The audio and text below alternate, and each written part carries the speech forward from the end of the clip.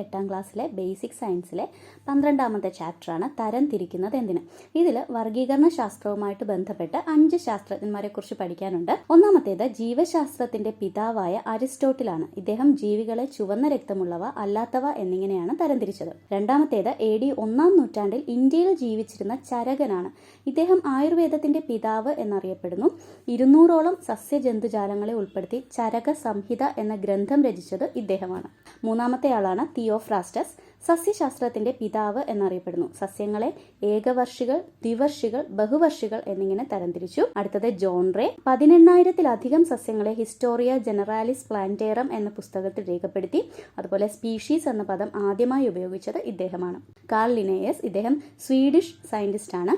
ആധുനിക വർഗീകരണ ശാസ്ത്രത്തിന്റെ പിതാവ് എന്നറിയപ്പെടുന്നു.